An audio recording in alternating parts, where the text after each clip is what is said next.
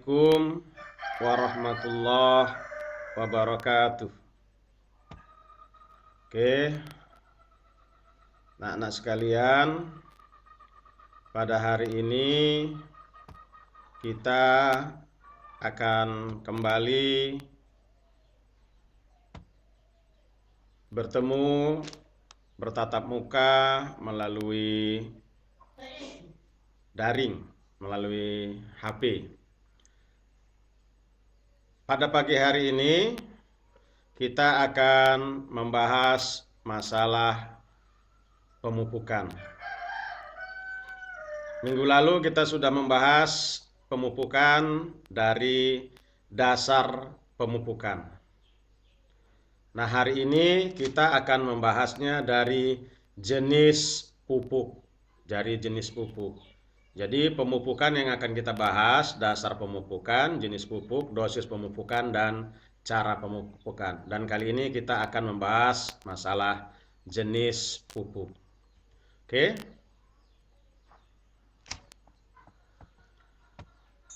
Silakan diperhatikan bagus-bagus. Jenis pupuk. Jenis pupuk yang akan kita bahas ada dari tiga konsep, tiga topik, tiga pembahasan. Yang pertama berdasarkan pembuatannya. Jadi pupuk berdasarkan pembuatannya. Kemudian berdasarkan kandungannya. Yang ketiga berdasarkan kebutuhannya. Oke. Jadi yang mau kita bahas jenis pupuk, pembuatan, kandungan, dan kebutuhannya. Jenis pupuk berdasarkan pembuatannya itu ada dua. Yang pertama adalah pupuk alami atau pupuk kompos. Apa itu pupuk alami atau pupuk kompos? Yaitu pupuk yang berasal dari bahan-bahan alam. Dari bahan-bahan alami, misalnya sampah-sampah. Ini yang termasuk ke dalam pupuk alami atau kompos. Yang pertama pupuk kandang. Ya, pupuk kompos sendiri. Kemudian ada tanah gambut. Jadi inilah pupuk alami atau pupuk kompos.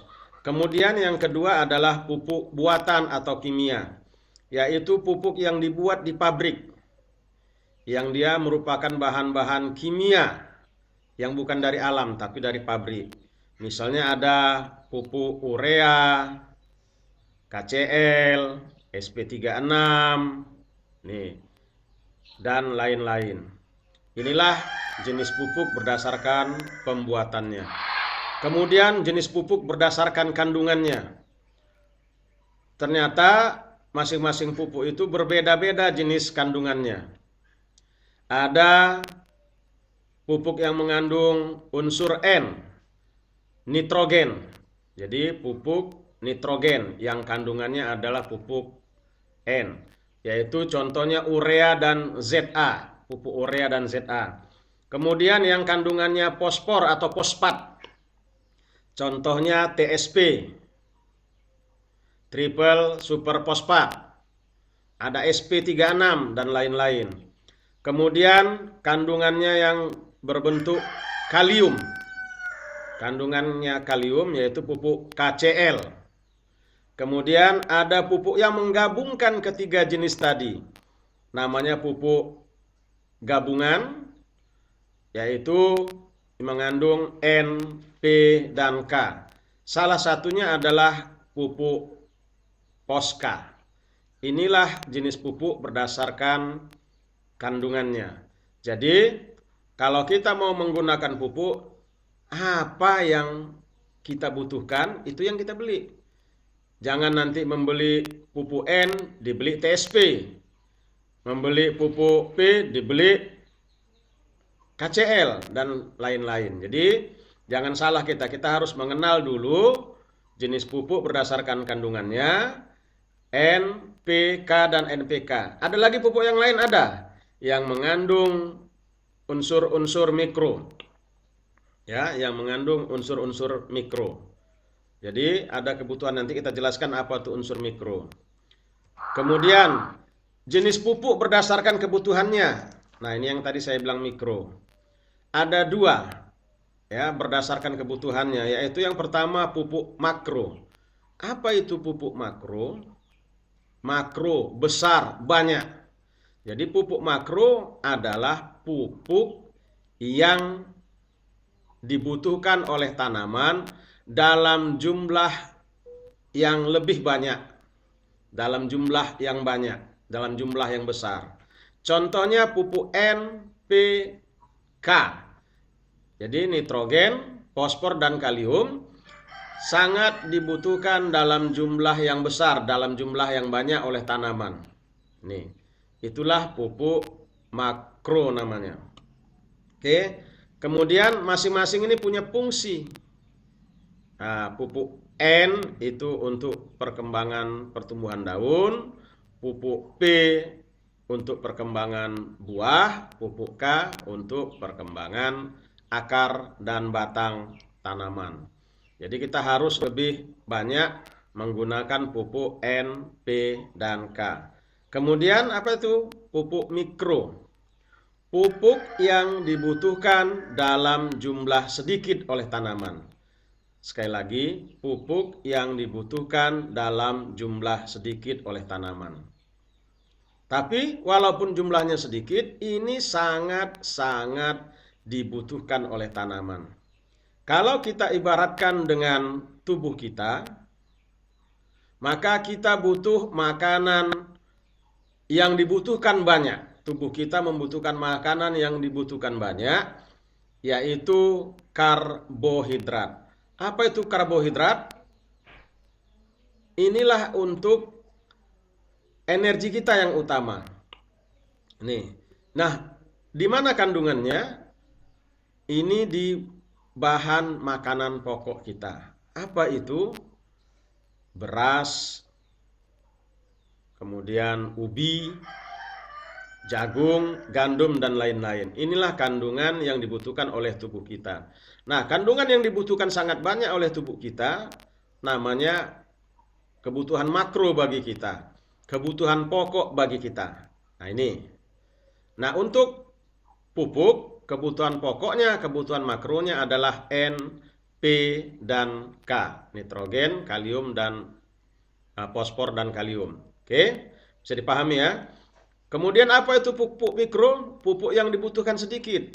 Pada tubuh kita, pada diri kita, itu kebutuhan yang sedikit, contohnya vitamin, mineral. Butuh lebih sedikit dari kita makan nasi. Dari mana itu pupuk mikro? Dari sayur dan buah.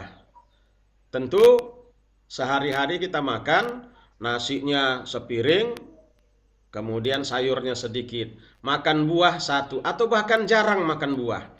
Jadi kenapa? Karena kebutuhannya lebih sedikit dari makanan pokok atau makanan makro kita.